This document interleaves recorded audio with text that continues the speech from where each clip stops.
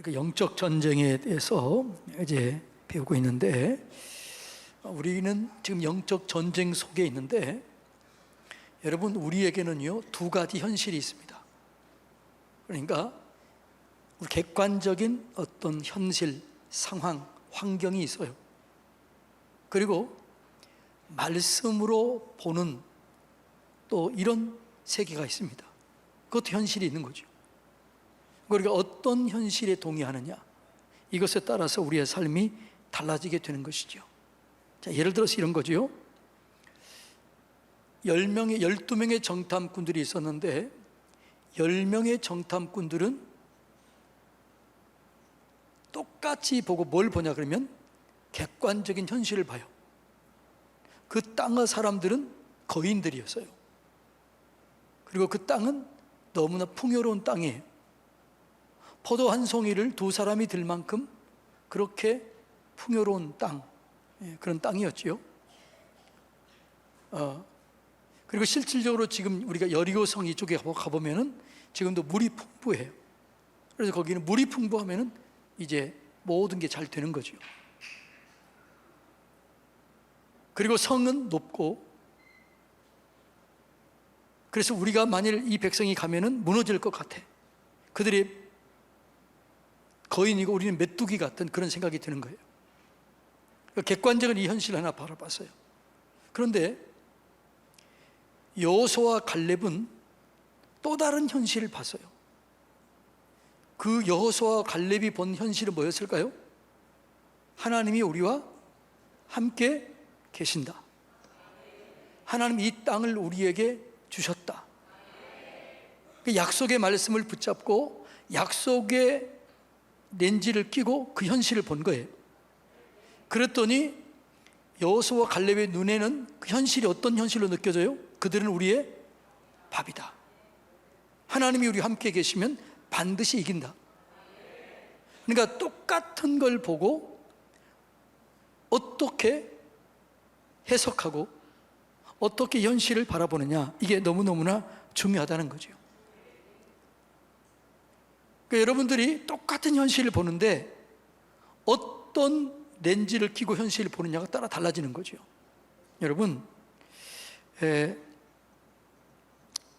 우리가 볼 때 믿음으로 산다는 게 뭐냐 그러면 뭘 믿는 거죠? 내 감정이나 내 환경이나 내 느낌을 믿는 게 아니에요. 믿는다는 것은 약속의 말씀을 믿는 거예요.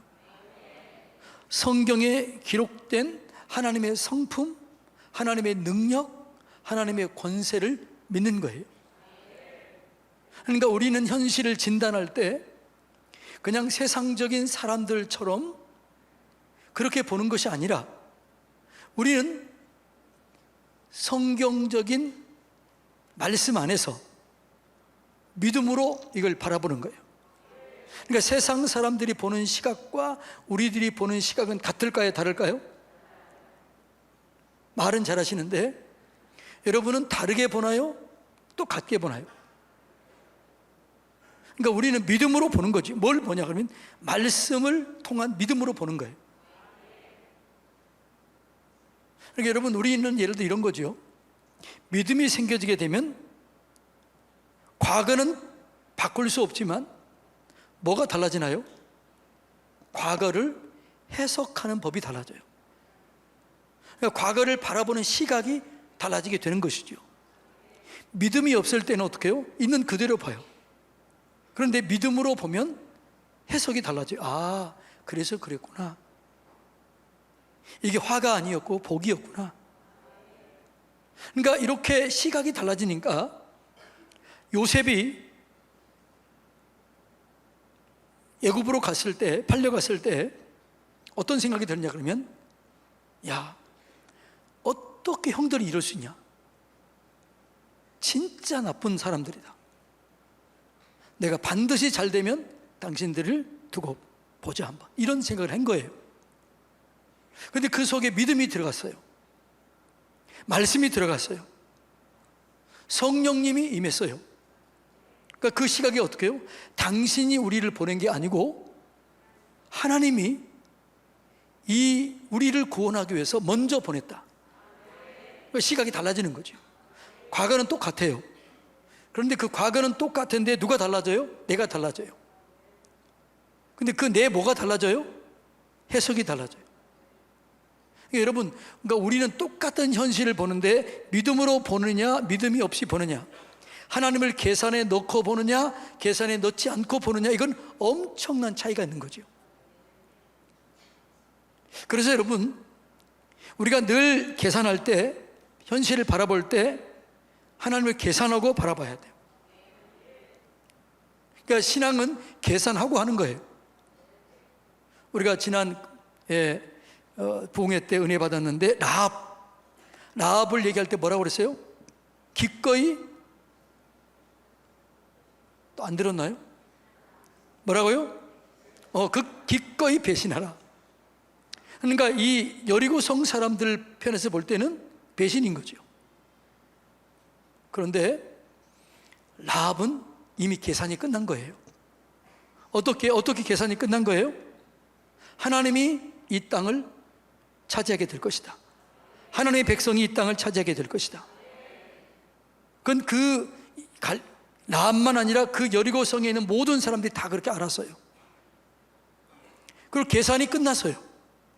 계산이 끝나고 나니까 어떻게 해요? 항복하는 게 그게 살 길이다. 그게 복된 길이다. 그게 우리 가문을 살리는 이 계산이 끝난 거예요. 그래서 신앙은 그냥 덮어놓고 믿는 게 아니라 철저하게 계산하고 믿는 거예요. 지금 여러분이 이렇게 예배를 나오고 헌신하는 것이 진짜 내게 유익이 되는가? 오늘 안 나오고 집에서 보는 사람들, 딴 놀러 간 사람들, 지금 내가 놀러 가고 내 마음대로 사는 게 더 좋은가? 이게 복인가? 계산하는 거 해야지요. 여러분들이 그냥 나오면 안 돼요. 계산해 보고 내가 오늘 하나님 앞에 내 시간을 드리고 마음을 드리고 내 삶을 드리면 하나님께서 내 삶을 책임져 주신다. 이 계산이 끝나면 헌신할 수 있어요. 후회가 안 돼요. 계산이 안 되면 늘 헷갈리는 거죠. 제가 예를 들어 신학을 선택할 때 계산했을까요? 안 했을까요? 저는 방황하다가 예수님 만났기 때문에 계산이 이미 된 거예요. 그 계산이 뭐였냐? 내 인생을 투자해도 후회함이 없겠다. 내 전 인생을 하나님께 드려도 아깝지 않겠다. 내 인생 전체를 하나님께 드려도 그것이 내 인생의 가장 값진 것이 되겠다. 이게 계산이 됐을까 안 됐을까요? 됐지요. 그래서 신앙을 제가 한 거죠. 이 계산이 없이 하니까 중간에서 방황하는 거죠. 그래서 여러분, 하나님이 살아 계시다면, 그분이 진짜 내 삶을 주관하신다면 어떻게 사는 것이 가장 복된가 계산해야 돼요. 그리고 계산이 끝나면 헌신하고 봉사하고 하나님께 드리고 우리의 삶을 나눠야 될 줄로 믿습니다. 그러니까 여호수아와 갈렙은 믿음으로 보는 거예요. 믿음으로 현실을 보고, 자, 10명의 정탐꾼들은 하나님 없이 객관적인 거 본 거예요. 그러면 어떤 게 맞을까요? 하나님 없이 보는, 그러니까 우리 그리스도인의 삶을 말하는 거죠. 하나님 없이 본 10명의 정탐꾼들과 여호수아와 갈렙이 보는 두 똑같이 현실을 똑같이 봤어요. 그러면 누가 보는 현실이 맞았어요? 누가 보는 현실이 진짜 맞는 판단이었을까요? 자, 볼까요? 자, 여호수아서 2장 9절로 11절. 그러니까 지금 10명의 정탐꾼들은 하나님이 우리를 죽이려고 이 땅에 보내는가? 야, 우리는 그들에 비해서 메뚜기 같다. 우리는 죽었다. 그리고 그 밤에 원망 불평하고 그게 쫙 퍼져가요. 근데 여호수아와 갈렙은 아니다. 하나님이 우리를 기뻐하신다. 하나님이 우리와 함께 계신다. 하나님이 이 땅을 주시기로 약속했다. 그들을 가면 그들은 우리의 밥이다. 똑같은 현실을 보고 똑같이 결정을 내리는 거예요. 그러면 누구 말이, 누가 보는 시각이 맞느냐라는 거예요. 자, 여호수아 2장 9절로 11절 보면, 자, 읽어볼까요? 시작. 여호와께서 이 땅을 너에게 주신 줄을 내가 아노라. 우리가 너희를 심히 두려워하고 이 땅 주민들이 다 너희 앞에 간담이 녹나니 이는 너희가 애굽에서 나올 때에 여호와께서 너희 앞에서 홍해 물을 마르게 하신 일과 너희 요단 저편에 있는 아모리 사람의 두 왕 시온과 옥에 행한 일, 곧 그들을 전멸시킨 일을 우리가 들었음이라. 우리가 듣자 곧 마음이 녹았고 너희로 말미암아 사람이 정신을 잃었나니 너희의 하나님은 위로는 하늘에서도 아래에서도 땅에서도 하나님이시니라. 아멘. 그러니까 우리가 믿음으로 가면 하나님께서는 우리의 믿음을 보시고 이미 그 앞에는 다 문제를 해결해 놔요. 그러니까 여러분, 우리가 객관적으로 그냥 하나님 없이 보는 것과 하나님의 시각으로 보는 것 중에서 무엇이 맞느냐? 우리는 믿음으로 보는 것이 맞다는 거예요. 이것을 기억하고 이것을 믿으시기를 축복합니다. 여호수아 갈렙의 이 판단이, 이 현실 판단이 맞았던 거죠. 그래서 우리의 삶은, 그리스도인의 삶은 세상적인 상황과 환경에 따라 이루어지지 않아요. 그리스도인의 삶은 믿음대로 되는 거예요.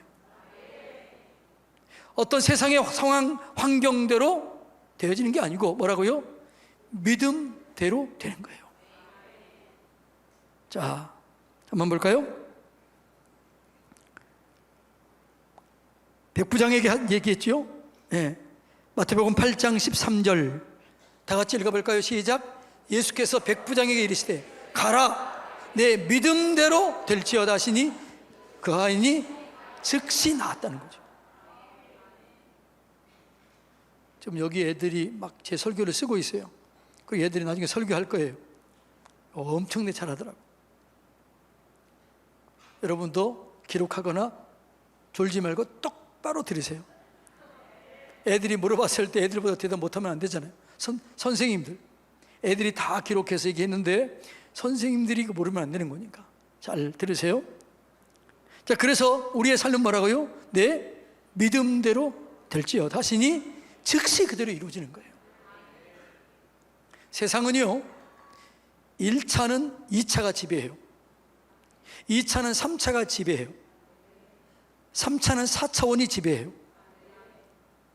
그래서 이 땅은 결국은 뭐가 지배해요? 4차원이 지배하는 거죠. 4차원이 3차원을 지배하고 3차원이 2차원을 지배하고 2차원이 1차원을 지배해요.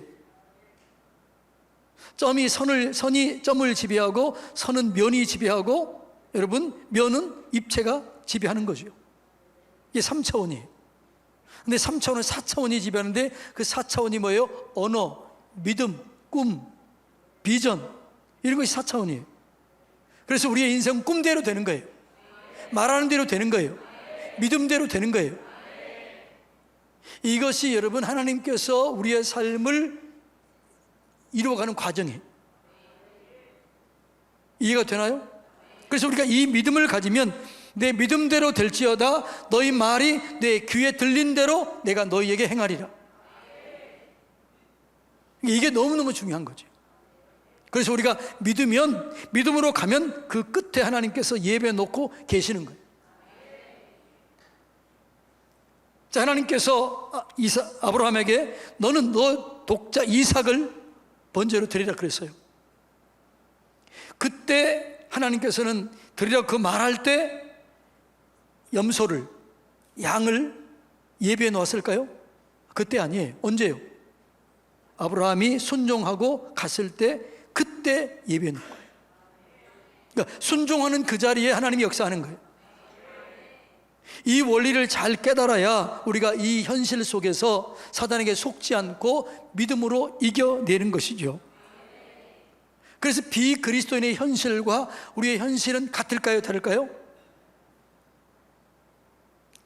똑같지만 해석이 다른 해석이. 그들의 신은 떠났고 하나님이 나와 함께 계신다. 그러니까 현실을 보는 시각이 다른 거예요. 해석이 다른 거예요. 예. 그래서 우리의 삶은 어디에 동의하는가에 따라서 여러분의 삶이 달라지는 거죠. 현실적인 상황에 동의하면 거기 그대로 또 묻혀가요. 근데 믿음으로 내가 믿음에 동의하고 믿음에 따라가면 믿음대로 역사가 이루어지게 되는 거예요. 그래서 믿음이 중요한 거예요. 그래서 하나님을 믿으라. 뭘 믿는다고요? 하나님을 믿으라. 이 얘기는 뭐라고요? 하나님과 같은 종류의 믿음을 가지라, 이 얘기예요.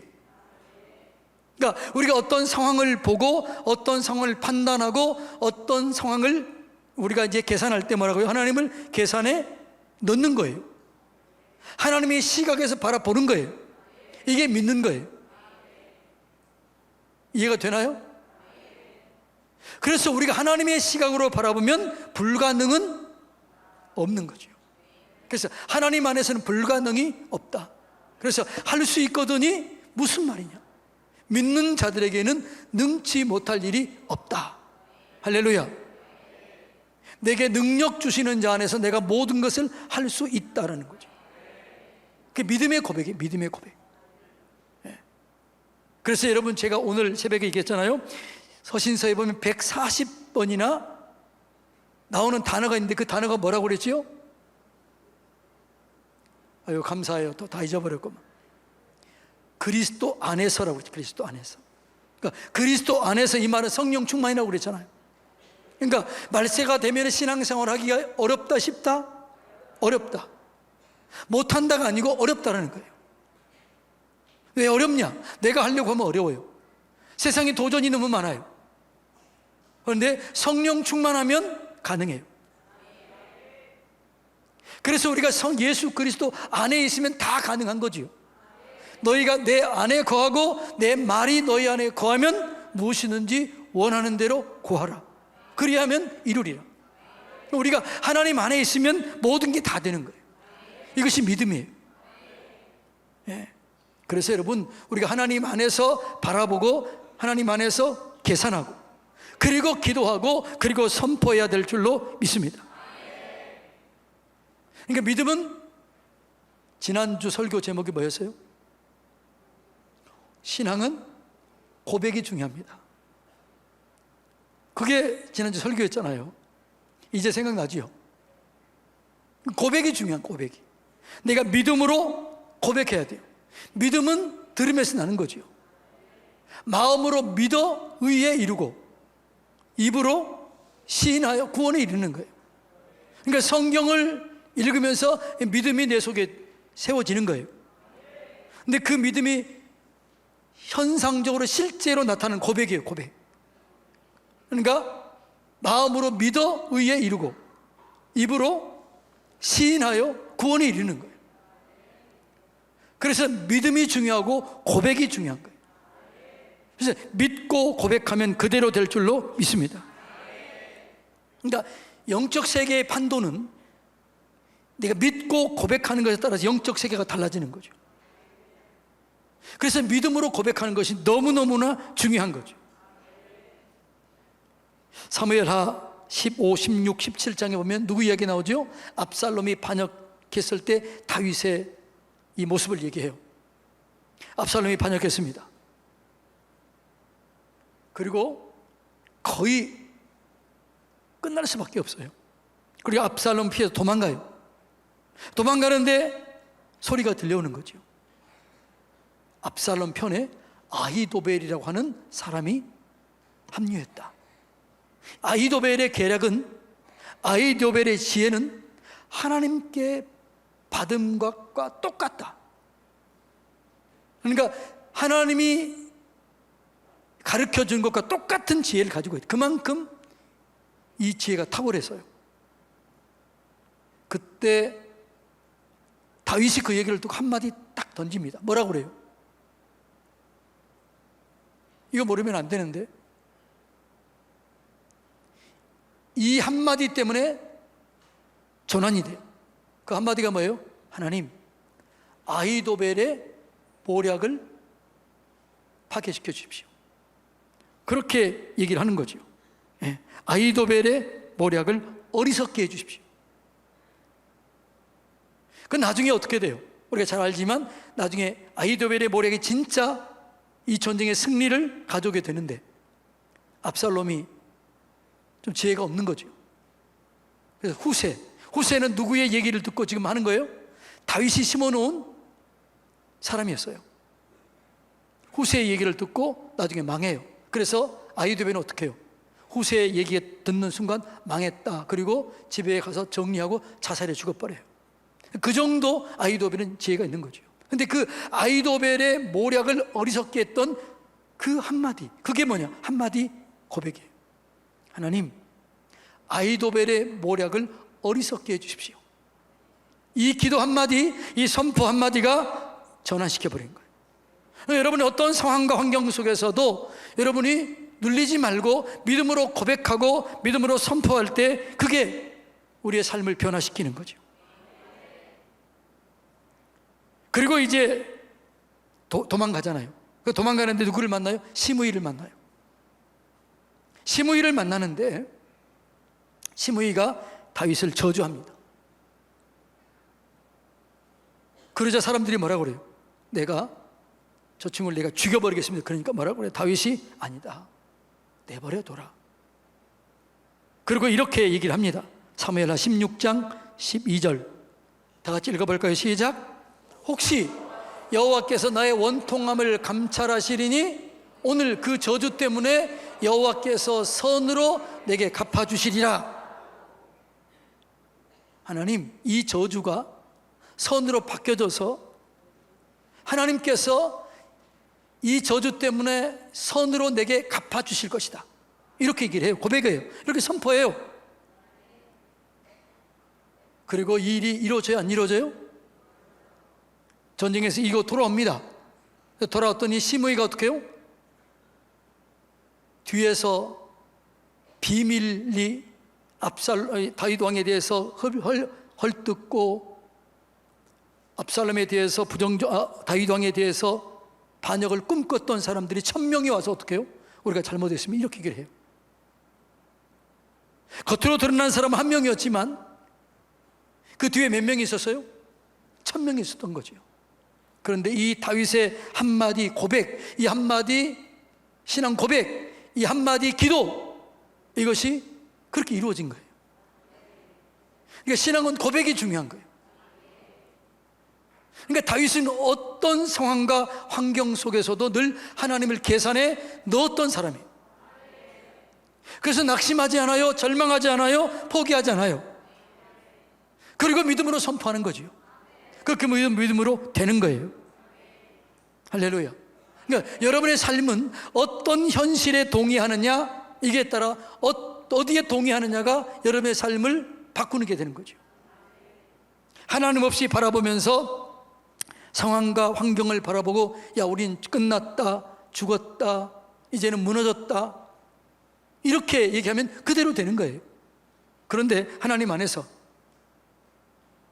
하나님이 나와 함께 계신다, 하나님이 약속하셨다. 그러니까 내 감정으로 얘기하는 게 아니에요.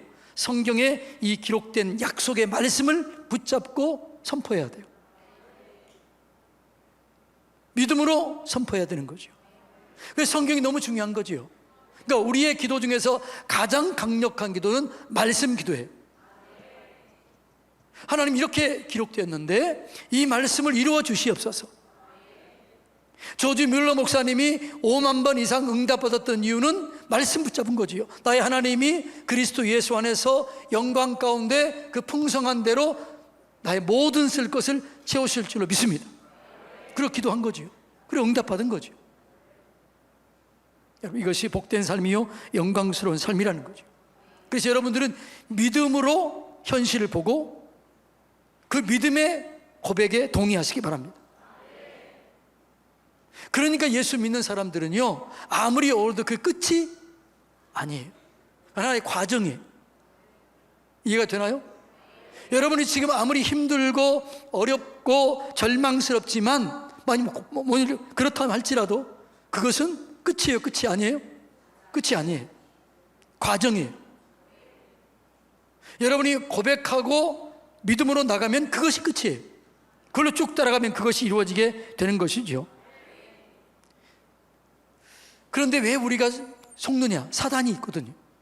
사단은 거짓의 아비예요. 처음부터 거짓말하는 자예요. 그래서 오늘 얘기하잖아요. 자, 읽어볼까요? 요한복음 8장 44절 다 같이 읽어볼까요? 시작. 너희는 너희 아비 마귀에서 났으니 너희 아비의 욕심대로 너희도 행하고자 하느니라. 그는 처음부터 살인한 자요 진리가 그 속에 없으므로 진리에 서지 못하고 거짓말할 때마다 제 것으로 말하느니 이는 그가 거짓말장이요 거짓의 아비가 되었습니다. 그러니까 사단은요 부풀려요. 별로 두려워할 것도 아닌데 사단이 역사하면 두려움이 임하는 거죠. 그 두려움 속에 절망에 빠져버리는 거예요. 여러분, 아무리 우리의 삶이 힘들고 어려워도 그렇게 절망에 빠질 일은 있어요, 없어요? 예? 아니, 있어요, 없어요? 없지요. 그런데 빠져야 안 빠져요? 왜 빠져요? 사단이 두려움을 집어넣는 거예요. 절망하게 하는 거예요. 그래서 여기에 속으면 안 돼요. 이 사단의 거짓말에 속으면 무너지게 되는 거예요. 그러니까 마귀는 어떤 상황과 환경보다 더 두려움을 줘요. 더 절망감을 안겨줘요. 근데 하나님은 우리에게 능력을 줘요. 하나님은 우리에게 평강을 줘요. 하나님은 우리에게 은혜를 더해 주는 것이죠. 그러니까 하나님은 우리에게 담대함을 주는 거죠. 그래서 하나님 뭐라고 그래요? 두려움 말라. 강하고 담대하라. 사단은 우리에게 두려움을 주는 거죠. 그래서 두려움은 하나님이 주신 것이 아니다라는 거 아니다. 예, 그래서 여러분 우리가 사단의 방해, 사단의 거짓말을 이겨내야 될 줄로 믿습니다. 그런데 우리 마음속에도 사단이 들어오는 영역이 더 크게 열려 있을까요? 하나님이 들어오는 영역이 더 크게 열려 있을까요? 예? 우리는 본질적으로 어둠이 더 크게 열려 있어요. 그래서 사단에게 속아요. 이 사단에게 속지 않고 이길 수 있는 비결은 말씀이에요. 말씀을 의지해야 돼요. 말씀을 선포하고 말씀을 암송할 때 이 거짓말을 이기게 될 줄로 믿습니다. 자, 여호수아가 모세가 죽자 두려움이 임했습니다. 절망이 들은 거죠. 그러니까 여호수아서를 보면 하나님께서 여호수아에게 두려움 말라 강하고 담대라 이 말이 계속해서 반복적으로 나와요. 그런데 여호수아가 이 말은 두려워했다는 거예요? 안 했다는 거예요? 두려워했다는 거예요. 그런데 이 여호수아가 이 두려움을 어떻게 이겨내느냐? 말씀을 붙잡은 거예요. 이 율법책을 내 입에서 떠나지 말게 하며 주야로 그것을 묵상하여 그 가운데 기록한 대로 다 지켜 행하라. 그리고 여호수아의 행적은 모세가 여호와께 명한 대로 행했더라. 여호와께서 모세에게 행한 대로 행했다. 모세의 책에 기록된 대로 행했다. 이게 뭐냐? 여호수아예요. 그리고 말씀을 계속 읽어요. 그러니까 여러분 우리는 여호수아가 능력이 있어가지고 모세보다 월등히 능력이 있어서 월등한 리더십이 있어서 승리했을 수도 있지만 그러나 자세히 성경을 보면 여호수아의 세대와 출애굽 세대와 만나 세대는 같아요? 달라요? 달라요. 이 출애굽 세대는 원망, 불평, 노예 세대, 원망, 불평에 찌들었던 세대. 그런데 모세가 이 만나 세대를 40년 동안 가르치면서 이 세대는 완전히 말씀으로 훈련된 세대예요. 말씀으로 훈련된 세대였기 때문에 여호수아는 그 세대와 함께 했기 때문에 여호수아의 말을 한마디는 그냥 듣게 된 거예요. 이해가 되나요? 물론 여호수아에게 성경이 뭐냐고 그러면은 하나님의 영이 임한 사람이다. 그래서 하나님께서 모세에게 이제 두 사람이 있었잖아요. 여호수아와 갈렙이 있었잖아요. 그런데 하나님께서 여호수아를 꼭 집어서 여호수아를 후계자로 선택하라고 그래요. 왜 여호수아를 선택하라고 그랬을까요? 그 속에는 하나님의 영이 머무른 자다 이렇게 그래요. 그러니까 여호수아를 선택했던 단 하나의 이유가 뭐라고요? 그는 하나님의 영이 머무른 자다 이렇게 그래요. 하나님 안에 있었던 자였죠. 그래서 그는 두려움이 없습니다. 말씀으로 두려움을 이겨낸 거예요. 그래서 말씀으로 두려움을 이겨냈기 때문에 어디를 가든지 승리한 거예요. 백성들이 얘기하잖아요. 그러니까 백성들이 모세 앞에는 늘 원망, 불평, 대적했어요. 그런데 여호수아 앞에는 뭐라고 그래요?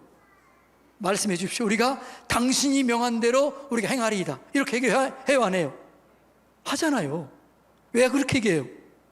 40년 동안 그들은 농사도 짓지 않고 만나와 메추라기를 먹으면서 40년 동안 말씀 훈련 받은 거예요. 그래서 그들은 철저하게 훈련된 사람이에요. 그래서 말씀하면 그대로 순종할 준비가 되어 있는 사람들이에요. 그래서 여호수아가 말하면 그대로 순종했어요. 그리고 이긴 거죠. 그러니까 세대가 다른 거예요. 출애굽 세대, 만나 세대가 달라요. 그리고 여호수아는 이길 수밖에 없는 거죠. 할렐루야. 저는 우리 교회가 잘 믿음으로 세워져서 제 후임 목사님이 나중에 이제 10년이 이제 채 안 된 것 같아요. 그러면 정말 이 교회 너무너무 좋다. 그런 교회가 되기를 축복합니다. 그러기 위해서는 어떻게 해야 돼요? 말씀으로 잘 훈련돼야 돼요. 훈련되면 여러분 제 다음 세대에 더 큰 복을 누리게 될 줄로 믿습니다. 여러분의 자녀 세대는 더 잘 될 줄로 믿습니다. 그러니까 지금 우리보다 다음 세대가 더 잘 돼야 돼요? 잘 안 돼야 돼요? 잘 돼야지요. 그런데 한국 교회를 진단해 보면 지금 우리와 이 다음 세대 어디가 더 잘 될 것 같아요? 아니, 솔직히 가면 한국 교회를 진단해 보면 지금 우리와 우리 다음 세대 누가 더 믿음이 견고하게 세워질 것 같아요? 믿음으로 대답을 해보세요. 전망이 어두워요. 그런데 우리가 이 자녀 세대를 잘 세우면 하나님은 어제나 오늘이나 동일해요. 그러니까 이들 속에 하나님이 더 강하게 역사할 겁니다. 그러니까 지금보다 더 강하게 하나님이 역사해요. 여러분, 엘리야 시대와 엘리사 시대에 어느 때가 더 타락했을까요? 물어보세요. 엘리야 시대하고 엘리사 시대에 어느 때 신앙생활을 하기가 더 어려웠을까요? 물어보세요. 모르겠어요? 어느 때가 신앙생활이 더 어려웠을까요? 어느 때 어려웠을까요? 엘리사 시대예요. 왜 그래요? 엘리사가 이렇게 하잖아요. 당신의 갑절의 영감을 줘야 내가 다음 세대를 세울 수 있습니다. 시대가 더 어려웠다는 거예요. 근데 시대가 어려웠지만 기적은 더 강하게 나타나요. 우리 다음 세대가 지금 보기에는 힘든 세대로 그렇게 진단되지만 그러나 하나님은 더 강력하게 더 큰 역사를 이루실 줄로 믿습니다. 그러니까 다음 세대는 걱정할 게 있어요, 없어요? 없는 거죠. 그러니까 지금 우리 부목사들 인간적으로 보면 불쌍해. 지금 여러분들이 그래도 지금 여러분들이 믿음이 견고하게 세워져 있잖아요. 근데 애들 보면은 우리 교회만 이렇지 다른 교회는 주일학교 없어요. 학생들도 없어요. 우리 교회 다니니까 여러분들이 지금 이렇게 많이 있지 없어요. 그런데 여러분 기대하십시오. 우리 부목사들 기대하세요. 근데 기대할 영감을 7배나 더 해주세요. 그리고 고백하면 그렇게 될 줄로 믿습니다. 그러니까 악하면 악할수록 하나님의 능력도 더 강해요. 어려울수록 하나님의 권능이 더 강해요. 그러니까 오늘 우리가 새벽에 그 했잖아요. 말세가 되면 자기를 사랑하며 돈을 사랑하며 거역하며 또 뭐라고요? 이 마음속에 여러 가지 안 좋은 것들이 있잖아요. 그런데 사도행전 2장에 보면 말세 때가 되면 자녀들의 성령의 기름을 보면 자녀들은 예언할 것이요 젊은이들은 환상을 보고 노인은 꿈을 꾸리라. 똑같은 말세예요.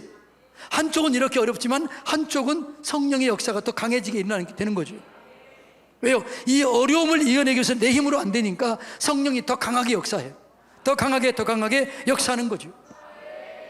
그래서 말세가 되면 있는 자는 받아 더 넉넉하게 되고 없는 자는 있는 것마저 빼앗기기 때문에 부흥하는 교회는 더 크게 부흥하게 되고 어려운 교회는 더 침체될 수밖에 없는 거예요.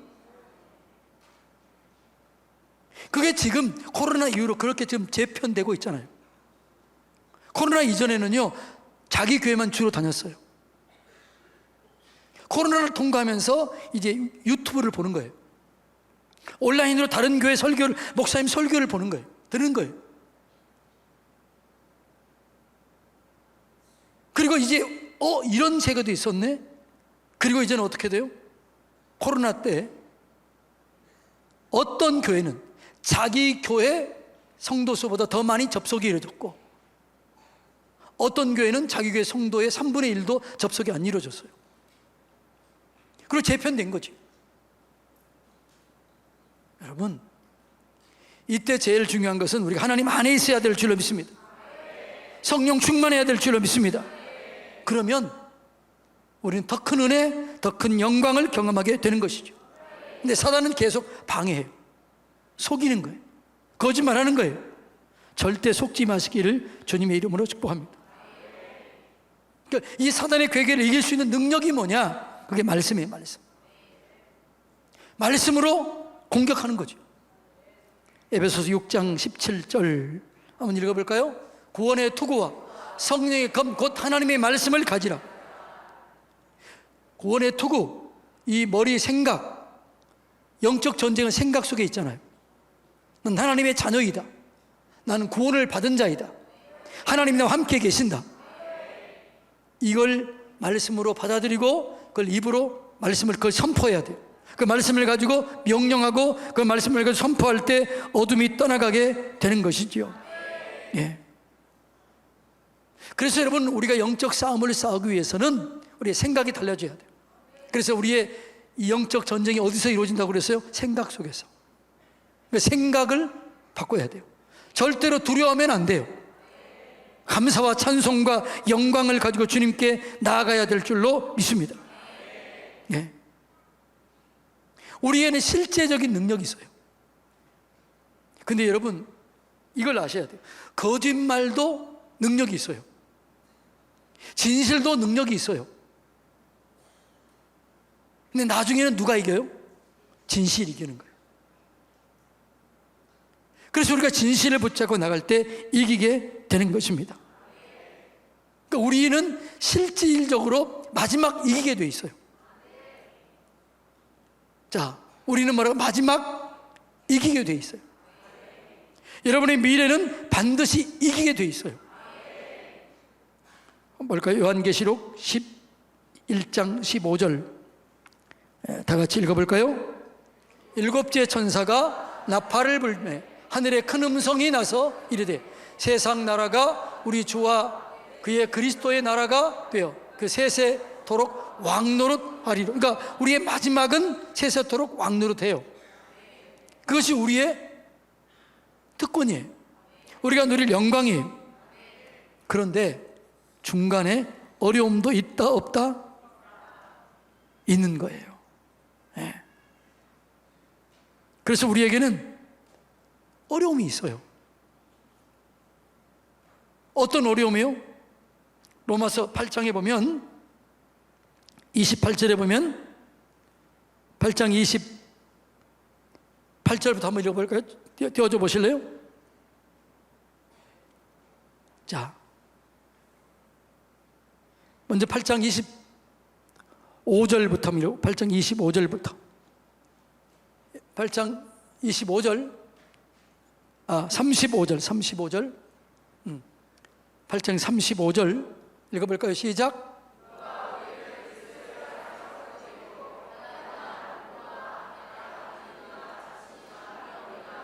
자, 우리를 하나님의 사랑에서 끊을 수 없어요. 끊어지지 않는데, 근데 우리의 삶 속에 끊어지진 않지만 고난이 있다 없다? 있는 거예요. 그 다음 읽어주세요. 기록된 바 우리가 종일 주를 위하여 죽임을 당하게 되며 도살을 양같이 여김을 받았나이다 함과 같으니라. 사랑에서 끊어지지 않아요. 이겨요. 그런데 그 과정 속에 종일토록 주를 위하여 죽임을 당하게 되며 도살할 양같이 여김을 받을 때가 있다 없다? 있다라는 거예요. 이런 때가 와요. 이런 어려움이 있어요. 환난이 와요.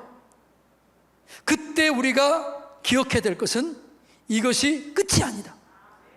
그 다음 읽어주세요.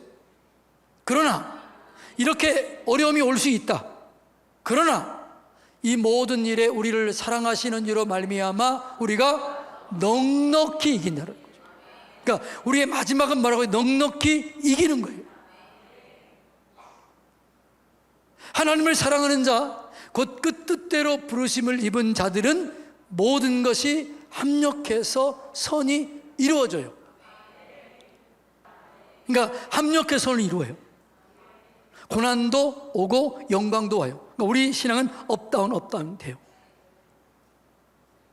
마치 세옹지마처럼 좋은 일이 있으면 어려움도 있어요. 근데 마지막은 뭐라고요? 넉넉히 이기는 거예요. 마지막은 이겨요. 마지막은 축복이에요. 마지막은 영광이에요. 이걸 우리가 기억해야 될 줄로 믿습니다. 이걸 우리가 기억하라는 거예요. 그래서 여러분들이 힘들고 지금 그런 어려움을 당할 때가 있다면 어떻게 해야 돼요? 나는 이긴다. 나는 이기게 되어 있다.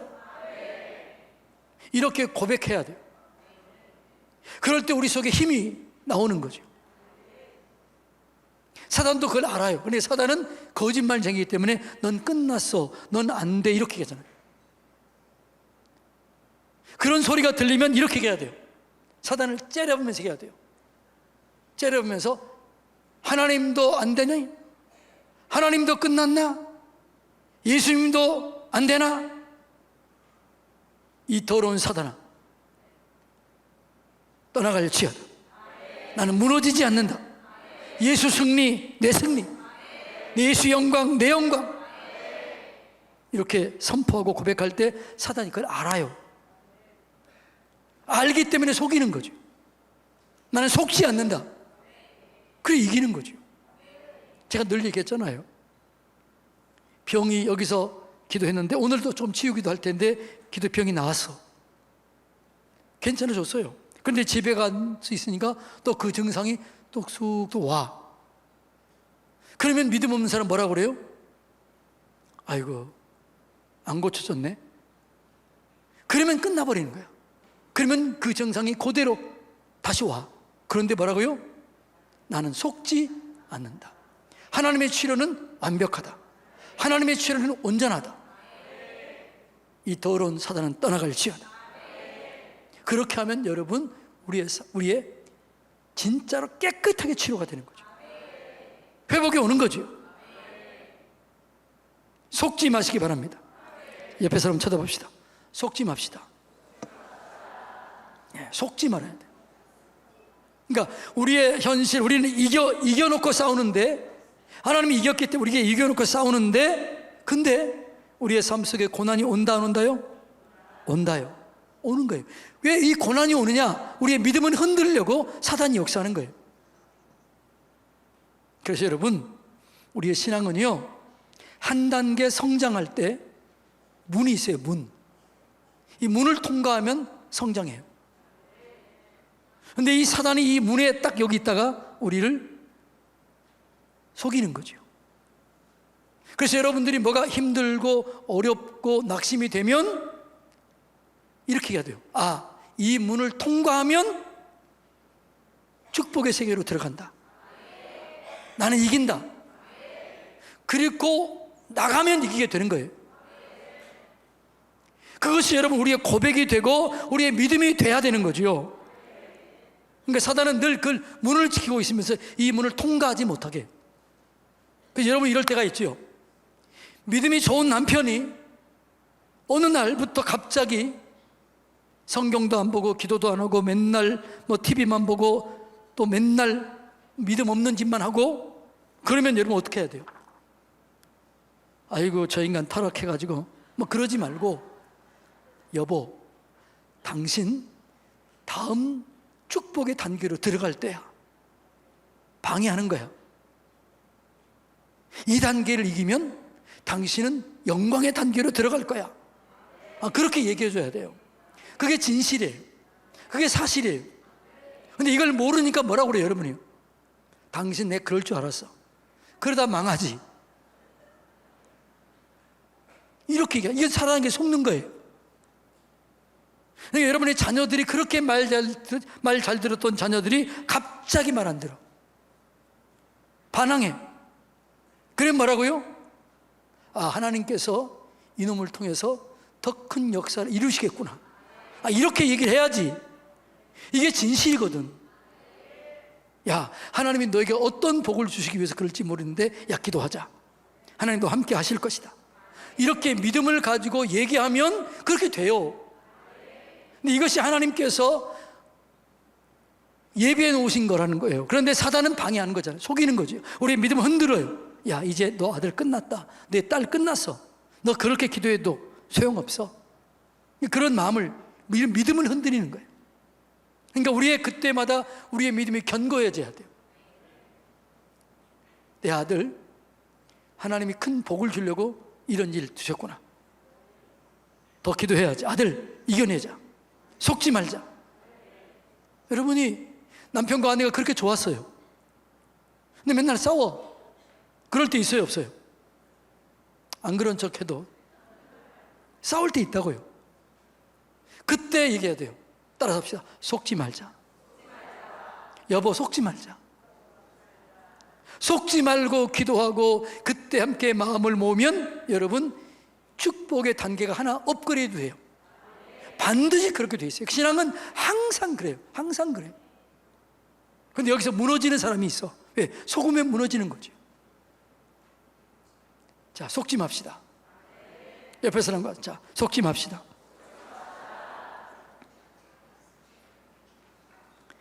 나는 누구인가? 하나님 자녀예요. 하나님 나를 붙잡고 계시는 거예요. 자, 고린도후서 2장 14절 다 같이 읽어볼까요? 시작.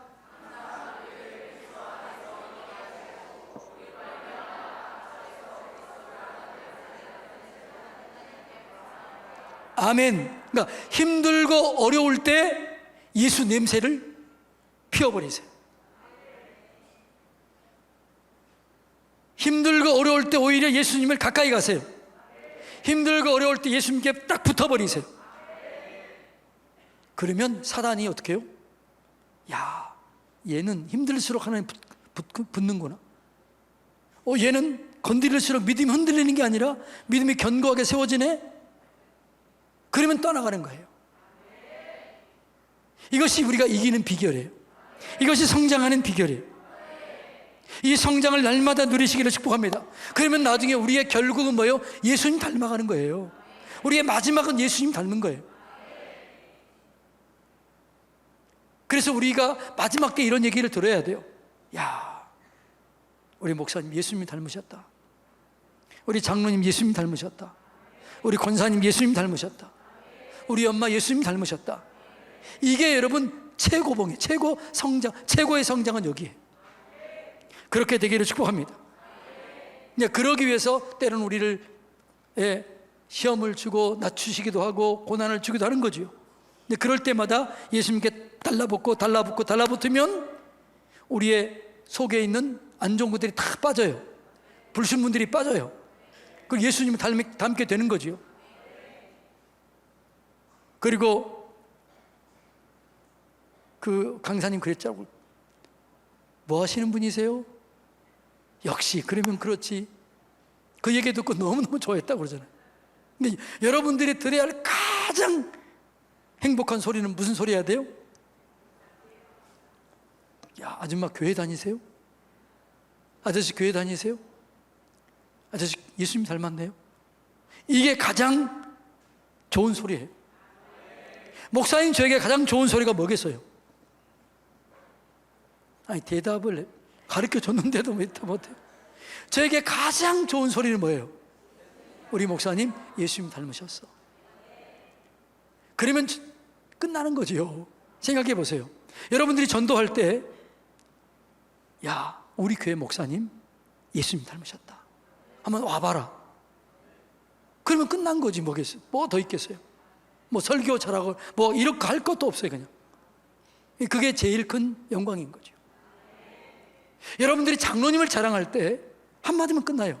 우리 장로님 예수님 닮으셨어. 권사님을 자랑할 때 뭐라면 돼요? 우리 권사님 예수님 닮으셨어. 이게 끝나는 거죠. 그러니까 우리에게 고난을 주고 역경을 주고 환난을 주는 것은 우리의 불순물들을 다 빼는 거예요. 찌꺼기들을 빼는 거예요. 그래서 예수님 닮도록 그렇게 하기 위해서인 거예요. 그래서 예수님이 우리를 버리는 게 아니에요. 제가 80일 동안 아팠다고 그랬잖아요. 그런데 그때는 너무너무 죽을 것 같았어요. 다 아프고 난 다음에 제 아내가 저한테 예언해 준 어떤 예언자의 그 전에 예언이 해준 게 들은 거예요. 목사님에게 앞으로 조금만 있으면 한 3개월 정도 중대한 변화가 있을 겁니다. 그 얘기를 내가 아플 때 알았더라면 그냥 이겨냈을 텐데, 그것도 몰랐어요. 끝나고 나니까 그걸 우리 집사람이 찾아낸 거예요. 근데 그건 사단이 하는 게 아닙니다. 더 예수님 닮도록 하는 거죠. 이게 믿어져야 돼요.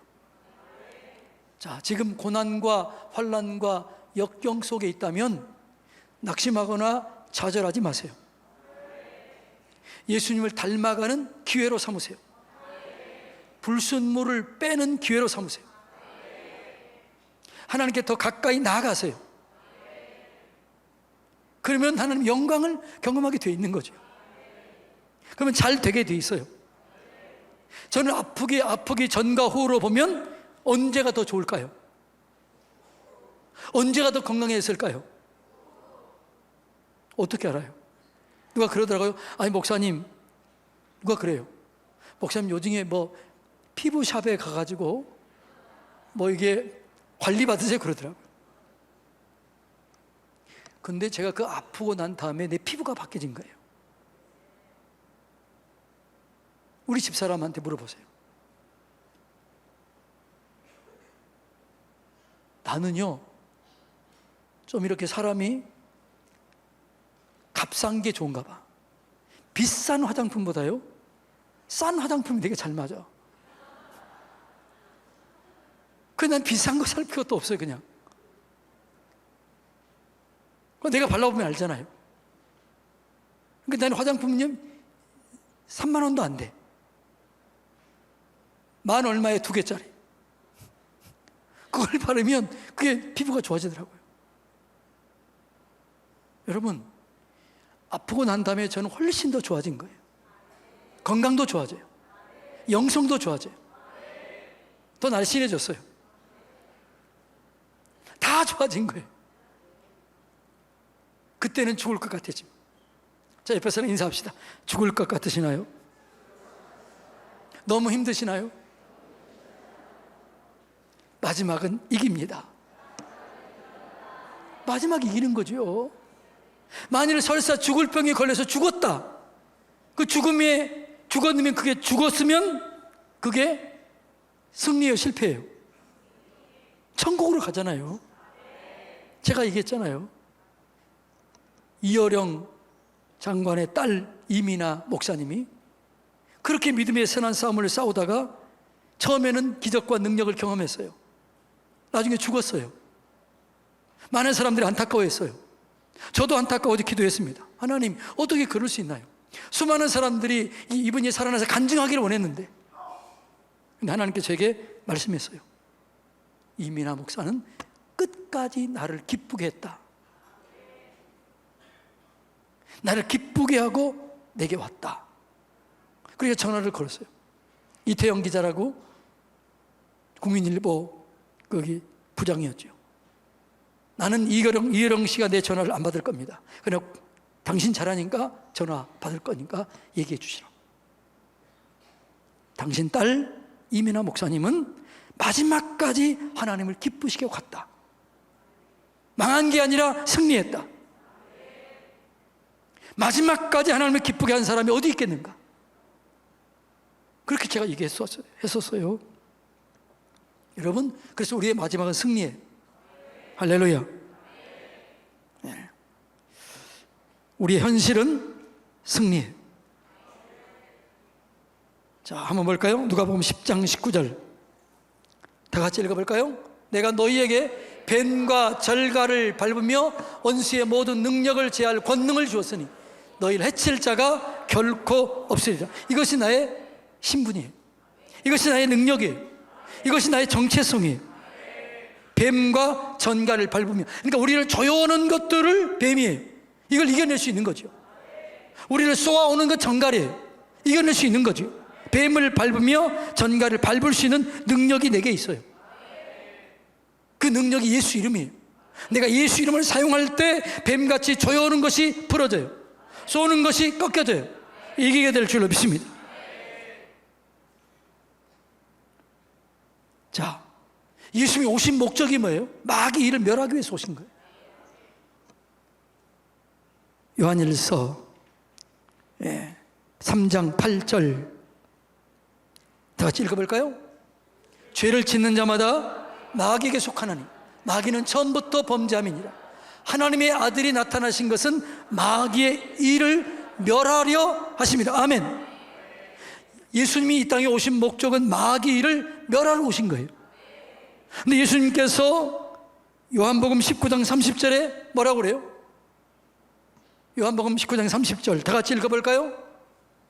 예수께서 신포도주를 마시신 후에 이르시되 다 이루었다.